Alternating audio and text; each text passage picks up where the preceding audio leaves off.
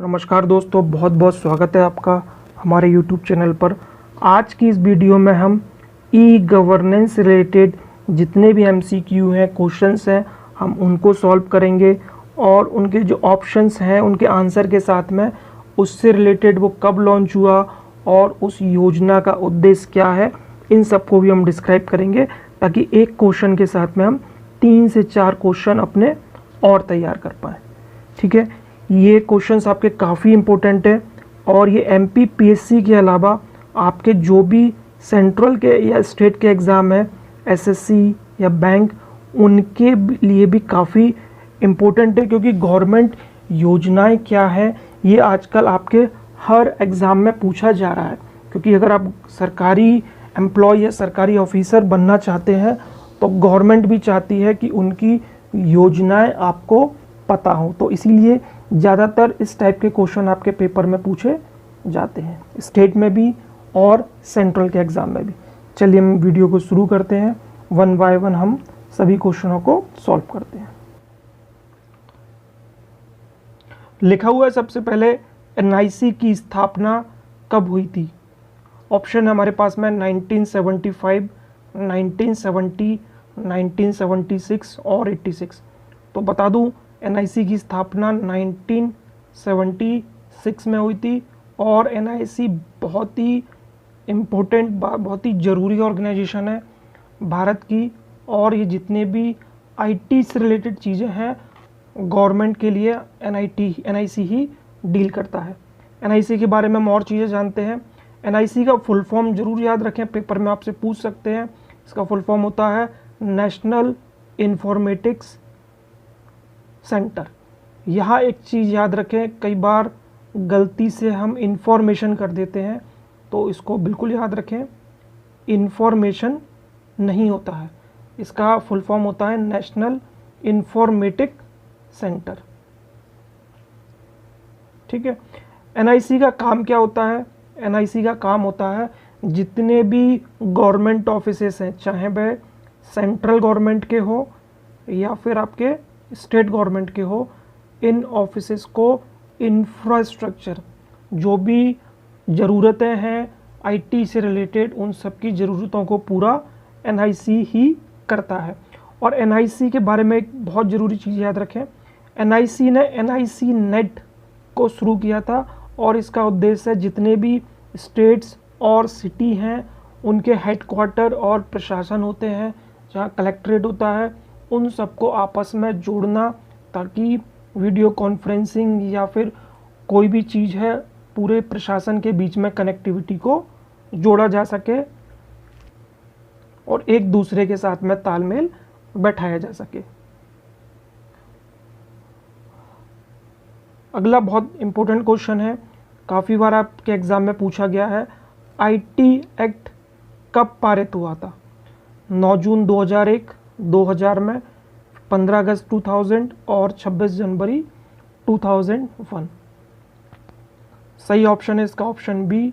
IT का जो act है वो 9 जून 2000 में पारित हुआ था और इस एक्ट के अंदर काफ़ी सारे धाराएं हैं, लेकिन हमें उतना डीपली इसको पढ़ने की ज़रूरत नहीं है, इतना डीप अभी हमारे प्री में नहीं आएगा। अगला बड़ा ही इम्पोर्टेंट है और बहुत ही इम्पोर्टेंट डिपार्टमेंट है METI, MEITY। METI भारत सरकार का बहुत ही ज़रूरी डिपार्टमेंट है। IT और ई गवर्नेंस से रिलेटेड जितनी भी योजनाएं हैं METI ही उनको डील करता है। इसका फुल फॉर्म आपसे पूछ सकते हैं क्या है। इसका फुल फॉर्म है ministry of electronic and information technology. इससे रिलेटेड हम 1-2 पॉइंट और देखते हैं। सबसे पहले हम देखें 1970 में डिपार्टमेंट ऑफ इलेक्ट्रॉनिक की शुरुआत हुई थी, क्योंकि उस समय टेक्नोलॉजी या कंप्यूटर थे नहीं, सिर्फ इलेक्ट्रॉनिक की चीज़ें हुआ करती थी, तो इसीलिए 1970 में इलेक्ट्रॉनिक डिपार्टमेंट आया था। 1999 में कंप्यूटर भारत में इंट्रोड्यूस हो चुका था, इंटरनेट भी चलता था, इसीलिए 1999 में इंफॉर्मेशन टेक्नोलॉजी डिपार्टमेंट को बनाया गया। 2016 में METI को बनाया गया। क्योंकि इस समय सूचना कंप्यूटर और जितनी भी टेक्निकल चीज़ें हैं ये भारत में आ चुकी थी। एक चीज़ और देखें, इस डिपार्टमेंट को मिनिस्ट्री ऑफ कम्युनिकेशन से अलग करके बनाया गया था। तो ये 2-3 पॉइंट है जो आपके पेपर में पूछे जा सकते हैं। अगला क्वेश्चन हम देखते हैं, बहुत ही इंपॉर्टेंट क्वेश्चन है, सबने इसका नाम सुना होगा। डिजिटल इंडिया प्रोग्राम कब शुरू हुआ था? 15 अगस्त 2010, 15 अगस्त 2015, 1 जुलाई 2015 और 1 जुलाई 2016। देखिए, डिजिटल इंडिया प्रोग्राम बीजेपी के टाइम पे शुरू हुआ था 2010, तो ऑप्शन का आपका हो ही नहीं सकता। तो ये आपका 15 में स्टार्ट हुआ था, 15 में ये हुआ था आपका 1 जुलाई 2015 को। अब डिजिटल इंडिया प्रोग्राम होता क्या है, इसको हम थोड़ा सा और जान लेते हैं, आपके पेपर में पूछा जा सकता है। अगेन याद रखें, इसको किसके द्वारा शुरू करवाया गया था? MeitY के द्वारा, ministry of electronic and information technology. इसके 9 पिलर होते हैं। डिजिटल इंडिया प्रोग्राम अपने आप में कोई ई गवर्नेंस प्रोग्राम नहीं है, ये एक अम्ब्रेला प्रोग्राम माना जाता है, जिसका उद्देश्य होता है बाकी जितने भी डिजिटल प्रोग्राम हैं उनको शुरू करने में मदद करना। इसके अंडर में काफ़ी सारे गवर्नमेंट के प्लान होते हैं, वो डिजिटल इंडिया प्रोग्राम के द्वारा ही चलाए जाते हैं। इसके 9 पिलर देखें, broadband highway, universal access to mobile connectivity, public internet access program, reforming government through technology, e Kranti, ये बड़ा इंपॉर्टेंट है, इसको याद रखें। ई क्रांति 5th नंबर का पिलर है और ये किसके अंडर में है? डिजिटल इंडिया प्रोग्राम के। Information to all, electronic manufacturing, IT for jobs, early harvest programme. तो ये 9 इसके पिलर हैं। पेपर में आपसे क्वेश्चन पूछा जा सकता है कि डिजिटल इंडिया प्रोग्राम के अंडर में कितने पिलर्स हैं, तो ये आपके 9 पिलर्स हैं। अगला हम क्वेश्चन देखते हैं, कॉमन सर्विस सेंटर, सर्व सेवा केंद्र कब शुरू हुआ था? तो ये हमारा शुरू हुआ था 2009 में। 2009 में भी ये 16 जुलाई 2009 को स्टार्ट हुआ था। अब ये होता क्या है ये हम जान लेते हैं थोड़ा सा। ये भी सेम अगेन याद रखें, MeitY के द्वारा ही चलाया गया था। कॉमन सर्विस सेंटर पर विभिन्न प्रकार के दस्तावेज बनाए जाते हैं एवं अन्य विभिन्न प्रकार की सरकारी कार्य भी किए जाते हैं। कॉमन सर्विस सेंटर किसी भी पंजीकृत गांव के स्तर पर चलाया जाता है। कॉमन सर्विस सेंटर मोस्टली जो आपके जो गांव के स्तर पर ही चलाया जाता है और इसका सबसे ज़रूरी काम है कि गांव के लोगों को सरकारी जो सुविधाएं हैं, जो भी डॉक्यूमेंट बनाने हैं या कोई अदर चीज़ है जो इम्प्लीमेंट करानी है ई गवर्नेंस से रिलेटेड, तो उनको इम्प्लीमेंट कराने के लिए कॉमन सर्विस सेंटर चलाए जाते हैं। शहरों में ये नहीं पाए जाते हैं, ये गांव स्तर पर ही खोले जाते हैं। अगला क्वेश्चन देखते हैं, नेशनल ई गवर्नेंस प्लान कब शुरू हुआ था? 2012, 15, 6 और 2019। तो ये शुरू हुआ था 2006 में 18 मई को। ठीक है, इसको NEGP के नाम से भी जानते हैं। देखते हैं इसका उद्देश्य क्या है। ये भारत सरकार द्वारा आरंभ की गई एक योजना है जिसका उद्देश्य भारत के नागरिकों को सरकारी सेवाएं इलेक्ट्रॉनिक मीडियम से उपलब्ध कराना है। भारत सरकार का ये एक पोर्टल है और ये कुछ उसका इस टाइप से लोगो है। ठीक है, जितनी भी गवर्नमेंट की सेवाएं होती हैं उनको लोगों तक पहुंचाने के लिए ही NEGP की शुरुआत की गई थी। एक चीज़ और देखें, इसका एक क्वेश्चन आ सकता है, इसका जो मोटो है, इसकी जो टैगलाइन है वो क्या है? एक कदम आपकी ओर, एक कदम आपके लिए। अगला क्वेश्चन हम देखते हैं, ई गवर्नेंस पर नेशनल कॉन्फ्रेंस राष्ट्रीय सम्मेलन 2020 का कहाँ हुआ था? मुंबई, दिल्ली, बेंगलोर और जयपुर। 2020 वाला मुंबई में हुआ था, ठीक है। और इसको कौन कराता है? इसको मिटी द्वारा ही करवाया जाता है। सेंट्रल गवर्नमेंट और जिस स्टेट में हो रहा है उस स्टेट की गवर्नमेंट मिलकर इस प्रोग्राम को करवाते हैं, ठीक है। पिछली बार ये हुआ था 7-8 फरवरी 2020 में, और ये 23वां सम्मेलन था। अगला क्वेश्चन हम देखते हैं। भारत ने राष्ट्रीय ज्ञान नेटवर्क, नेशनल नॉलेज नेटवर्क को किस देश के साथ में साझा किया है? तो इसका सही आंसर होगा भूटान। अब होता क्या है ये नेशनल नॉलेज नेटवर्क, इसको हम जानते हैं। जितने भी कॉलेजेस हैं, लैब्स हैं, या जो हायर एजुकेशन वाले ऑर्गेनाइजेशन हैं, उनको हाई स्पीड इंटरनेट के माध्यम से जोड़ना है, ताकि जितनी भी एजुकेशनल चीज़ें हैं वो उन लोगों के बीच में शेयर की जा सके, ठीक है। और ये किसके द्वारा चलाया जा रहा है? ये रेलटेल के द्वारा चलाया जा रहा है। और ये शुरू कब हुआ था? 2009 में हुआ था। और भारत की अगली योजना है कि सार्क देशों के साथ भी इस चीज़ को साझा करें। अभी फ़िलहाल सिर्फ भूटान के साथ ही हम इस चीज़ को साझा करते हैं। चलिए अगला क्वेश्चन हम देखते हैं। भारत नेट प्रोजेक्ट नाम कब रखा गया था? बहुत ही इंपॉर्टेंट क्वेश्चन है ये। तो भारत नेट प्रोजेक्ट नाम 2015 में रखा गया था। इसके बारे में हम जानते हैं है क्या ये। तो देखिए, इसका जो पुराना नाम था ऑप्टिकल फाइबर कम्युनिकेशन नेटवर्क था, और ये 2011 में शुरू हुआ था। चीज़ वही थी, सिर्फ 2015 में इसका नाम भारत नेटवर्क रख दिया गया, सिर्फ नाम इसका चेंज किया गया।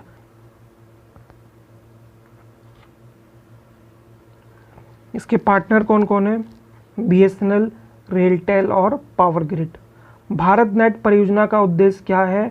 ऑप्टिकल फाइबर के माध्यम से प्रत्येक भारतीय गांवों को उच्च ब्रॉडबैंड कनेक्शन से जोड़ना, गांव में इंटरनेट को पहुंचाना ही इसका उद्देश्य है। अगला क्वेश्चन हम देखते हैं। खजाने प्रोजेक्ट किस राज्य द्वारा शुरू किया गया? तो हम जानते हैं खजाने प्रोजेक्ट किसके द्वारा शुरू किया गया? ये आपका कर्नाटका द्वारा स्टार्ट किया गया था, ठीक है। और इसका उद्देश्य क्या है? G2G है, यानी कि गवर्नमेंट ऑफिसेस से गवर्नमेंट ऑफिसेस में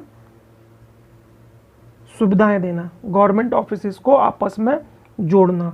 और ये काम क्या करता है? जितना भी राज्य का फाइनेंशियल स्टेटस है, जो भी फाइनेंशियल चीज़ें हैं, उससे रिलेटेड प्रबंधन करता है और उसके एडमिनिस्ट्रेशन को चलाता है खजाने प्रोजेक्ट। अगला क्वेश्चन है, प्रोजेक्ट फ्रेंड्स किस राज्य द्वारा शुरू किया गया?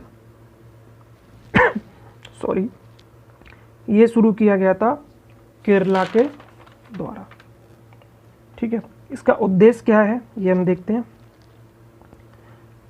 प्रोजेक्ट फ्रेंड का एक फुल फॉर्म देखें, fast reliable instant efficient network for disbursement of services. और ये एक ऐसी सिंगल विंडो है जिसमें नागरिकों को फैसिलिटी मिलती है कि वह आसानी से और सुविधाजनक तरीके से अपने जो भी ट्रांजैक्शन है, जो भी गवर्नमेंट से रिलेटेड उनको पेमेंट करनी है या कोई बिल वगैरह पे करने हैं, वो इजीली पे कर सकते हैं। गवर्नमेंट से रिलेटेड जितने भी टैक्सेस वगैरह हैं, चाहे आपका हाउस टैक्स हो, वाटर बिल हो, बिजली बिल हो, तो इस टाइप की सुविधाएं फ्रेंड्स पोर्टल द्वारा केरला गवर्नमेंट अपने नागरिकों को प्रोवाइड कराती है। अगला क्वेश्चन हम देखते हैं, माई गॉव MyGov कब शुरू हुआ? बहुत ही इंपॉर्टेंट पोर्टल है। ये आपका लॉन्च हुआ था 2014 में।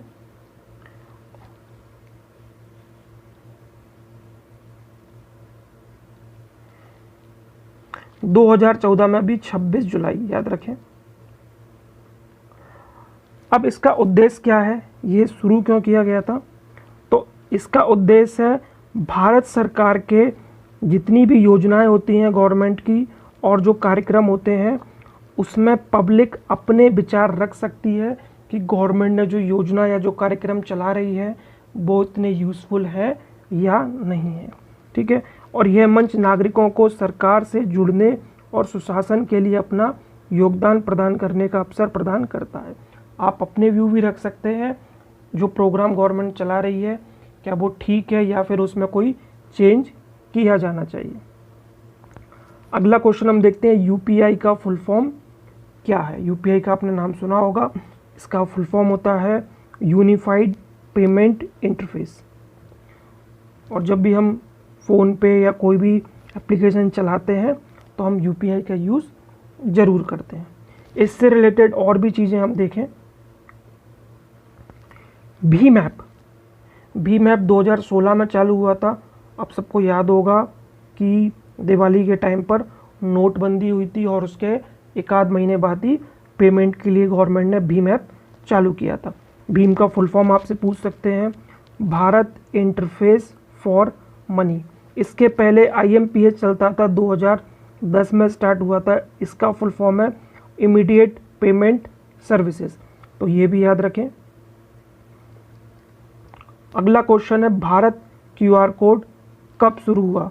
2017, 18, 19 और 20। तो इसका सही आंसर है आपका 2017।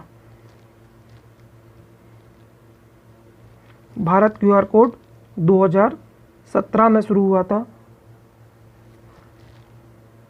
माफ़ कीजिएगा, भारत QR कोड 2016 में गवर्नमेंट ने इंट्रोड्यूस कर दिया था, लेकिन ये जो पूरी तरीके से इसने काम करना शुरू किया था वो 2018 से किया था। तो देखा जाए तो इसका सही आंसर होगा 2018। लेकिन ये लॉन्च जो है, इसका जो आइडिया है वो 2016 में था। हमें याद होगा 2-3 साल पहले तक पेटीएम के लिए अलग हमें QR कोड करना पड़ता था, फ़ोन पे के लिए अलग, भीम के लिए अलग, डिफरेंट चीज़ के लिए अलग। लेकिन भारत QR कोड एक ही कोड है और उससे आप पेमेंट करते हो, तो किसी भी अदर एप्लीकेशन को आपको डाउनलोड करने की ज़रूरत नहीं है, ठीक है। अगला हम क्वेश्चन देखते हैं, फास्टैग कब लागू हुआ था? अक्टूबर 2017, 18 और 19। सही आंसर है इसका 2017 अक्टूबर में फास्टैग को शुरू किया गया था और इंट्रोड्यूस इसको 2016 में किया गया था, ठीक है। लेकिन ये लागू आपका 2017 से हुआ था और 2019 से ये मैंडेटरी यानी कि कंपलसरी आपकी गाड़ी में फास्टैग लगा होना चाहिए। उमंग क्या है? इसका फुल फॉर्म हमें बताना है। उमंग का फुल फॉर्म क्या है? Unified mobile application for new age governance. इसका सही आंसर होगा ऑप्शन ए। उमंग के बारे में हम जानते हैं, क्या चीज़ होती है उमंग। बात करते हैं हम उमंग एप्लीकेशन की। ये 2017 में लॉन्च हुआ था और इसका यूज़ क्या है? ये भारत में 841 सर्विसेज ऑफ 127 डिपार्टमेंट, जो डिफरेंट डिपार्टमेंट हैं भारतीय इंडियन गवर्नमेंट के, उनकी सर्विसेज को एक ही पोर्टल पर प्रोवाइड कराया जाता है। आपको अलग अलग वेबसाइट पर जाने की ज़रूरत नहीं है, ठीक है।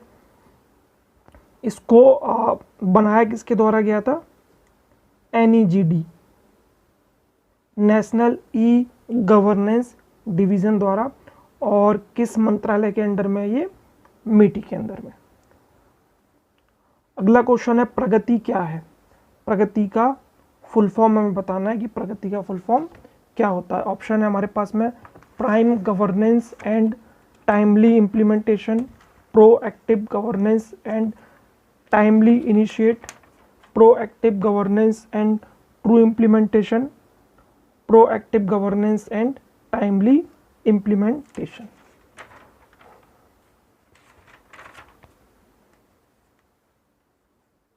इसका सही आंसर है proactive governance and timely implementation. होता क्या है प्रगति हम जानते हैं।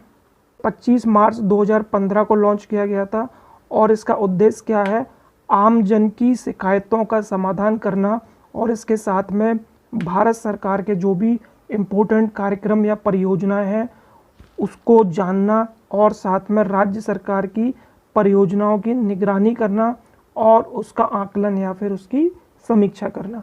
तो इसके नाम से ही पता, प्रगति इसके नाम से ही हम जान सकते हैं कि जो भी योजनाएं चल रही हैं उसमें क्या क्या डेवलपमेंट हुए या क्या क्या प्रगति हुए हैं वो हमें इस पोर्टल के थ्रू पता चलता है। अगला क्वेश्चन है PMG दिशा कब शुरू हुआ। तो इसका सही आंसर है हमारा 5 सितंबर 2019। अब ये होता क्या है ये हम जानते हैं, PMGD दिशा। इसका फुल फॉर्म हम देख लेते हैं पहले। प्रधानमंत्री ग्रामीण डिजिटल साक्षरता अभियान। इसका नेम भले ही इंग्लिश में है, ठीक है, लेकिन इसका जब फुल फॉर्म लिखते हैं तो इसके सारे वर्ड्स हिंदी के यूज़ किए जाते हैं, ठीक है। इसे नरेंद्र मोदी जी द्वारा डिजिटल रूप से साक्षर बनाने के लिए शुरू किया गया था। इसका उद्देश्य है कि प्रत्येक परिवार में कम से कम एक व्यक्ति को डिजिटल तरीके से साक्षर बनाया जाए। शुरू कब हुआ था, 5 सितंबर। 5 सितंबर को टीचर्स डे भी मनाया जाता है, तो उससे भी हम याद रख सकते हैं उसी दिन साक्षरता अभियान के रूप में इसको शुरू किया गया था। अगला क्वेश्चन हम देखते हैं, स्वयं क्या है, बहुत ही इंपॉर्टेंट है। किससे संबंधित है, रोजगार, शिक्षा, चिकित्सा या फिर पेमेंट। तो स्वयं आपका रिलेटेड है शिक्षा से रिलेटेड। एजुकेशन के लिए स्वयं प्रोजेक्ट को लाया गया था, ठीक है। ये कब लॉन्च हुआ था, ये हुआ था हमारा 9 जुलाई 2017 को और 9वीं से लेके 12वीं क्लास के स्टूडेंट्स के लिए ये यूज़ किया जाता है portal. HRD human resource development मंत्रालय द्वारा इसको शुरू किया गया था। इसका फुल फॉर्म है study webs of active learning for young aspiring mind, ठीक है। और ये अपने आप में एक पहली इस टाइप की परियोजना है जिसमें ऑनलाइन पाठ्यक्रमों के लिए एक ही मंच और पोर्टल पर आपको सारी जानकारी मिल सकती है। इसमें सभी उच्च शिक्षा विषयों और कौशल क्षेत्र के पाठ्यक्रम सिलेबस शामिल किए गए हैं। कुल मिला के जो भी हायर स्टडी के सिलेबस हैं स्कूल एज के, वो सारे के सारे आपको स्वयं पर मिल जाएंगे। स्वयं की तर्ज पर एक और पोर्टल, एक और भारत सरकार ने योजना लॉन्च की थी, स्वयं प्रभा, ठीक है। इसके अंतर्गत DTH जो हमारा केबल होता है फ्री वाला, उस पर हमें 32 चैनल फ्री मिलेंगे जो हमें शैक्षिक या शिक्षा से संबंधित चीज़ें बताएंगे और हमारे जो पाठ्यक्रम होता है उसकी सामग्री या जो भी सिलेबस है वो उस पर प्रसारित की जाएंगी, ठीक है। ये 24/7 था और ये भी फर्स्ट टाइम इस टाइप की योजना को लॉन्च किया गया था। ई-बिज़ पोर्टल किससे संबंधित है, नए बिजनेस से, online education, medical facility, online hotel booking. तो ई-बिज़ नए बिजनेस से संबंधित पोर्टल है। इसे 2013 में लॉन्च किया गया था। इसके बारे में हम थोड़ा सा और जानते हैं, ठीक है। ये इस टाइप की परियोजना है जो भारत सरकार के राष्ट्र ई अभिशासन योजना के तहत 27 मिशन मोड परियोजना का हिस्सा है। ई-बिज़ पोर्टल को इन्फोसिस टेक्नोलॉजी, याद रखें, इन्फोसिस द्वारा इसको चलाया जा रहा है। औद्योगिक नीति एवं संवर्धन विभाग, वाणिज्य एवं उद्योग मंत्रालय, भारत सरकार के मार्गदर्शन द्वारा इसको चलाया जा रहा है। हिंदी में काफ़ी टफ है, इन शॉर्ट हम इसको देखें, जो भी आप नया बिजनेस स्टार्ट करना चाहते हैं तो उसमें ई-बिज़ आपकी हेल्प करता है।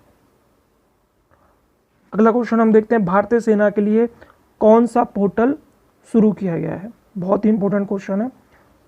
सारथी, हमराज, शगुन या फिर मेघराज। तो इसका सही आंसर होगा हमराज। जानते हैं हम इस पोर्टल के बारे में। हमराज भारतीय सेना में जो भी जवान होते हैं उनकी पोस्टिंग या फिर उनका प्रमोशन हुआ है इसकी जानकारी या फिर उसकी सूचना प्रोवाइड कराता है। अगस्त 2017 में इसको लॉन्च किया गया था। शगुन के बारे में हम जानते हैं, इसमें टीचर, पेरेंट्स और स्टूडेंट्स अपनी शिकायतें बता सकते हैं और इस पोर्टल के थ्रू एक दूसरे से जुड़ सकते हैं। अगस्त 2019 में ये लॉन्च हुआ था। सारथी रेलवे का पोर्टल है, जुलाई 2017 में इसको लॉन्च किया गया था। मेघराज एक जीआई क्लाउड है जिसमें आपको इंटरनेट पर स्पेस प्रोवाइड किया जाता है, जिसमें आप सॉफ्टवेयर, हार्डवेयर को आप स्टोर कर सकते हैं। ठीक है, ये 2014 में इसको लॉन्च किया गया था। बड़ा इंपॉर्टेंट क्वेश्चन है, आरोग्य सेतु ऐप कब शुरू हुआ था? कोविड के लिए इसको स्टार्ट किया गया था। और इसको कब शुरू किया गया था? इसको शुरू किया गया था 2 अप्रैल 2020 को। चाइल्ड लेबर को रोकने के लिए किस योजना को या किस एप्लीकेशन को लॉन्च किया गया था? दीक्षा, पेंसिल, दिशा या सचेत? इसके नाम से ही आपको पता है बच्चे के लिए क्या चीज़ यूज़ की जाएगी? पेंसिल। तो पेंसिल एक ऐसी चीज़ है जो चाइल्ड से हम रिलेट कर सकते हैं, बड़ा इजी है इसको जानना, और इसको रोकने के लिए पेंसिल एप्लीकेशन को लॉन्च किया गया था। इसके साथ में और भी 2-3 एप्लीकेशन है। दीक्षा, ये एप्लीकेशन टीचर्स के लिए लॉन्च की गई थी, टीचर्स से रिलेटेड है। ठीक है, बात करते हैं हम दिशा की। दिशा एप्लीकेशन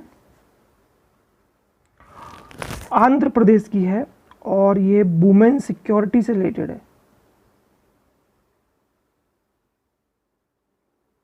सबसे लास्ट में सचेत, इसके नाम से ही मालूम चल रहा है हमें सचेत करना। ये बैंकिंग से रिलेटेड है। बैंक में जो धोखाधड़ी होती है उसको रोकने के लिए इस एप्लीकेशन को लॉन्च किया गया था।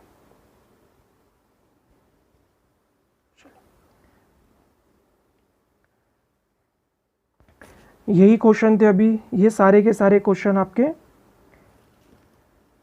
23 क्वेश्चन आपके ये ई गवर्नेंस रिलेटेड थे, और ये सारी वह योजनाएं थी जो सेंट्रल गवर्नमेंट के द्वारा ही चलाई जा रही है मोस्टली।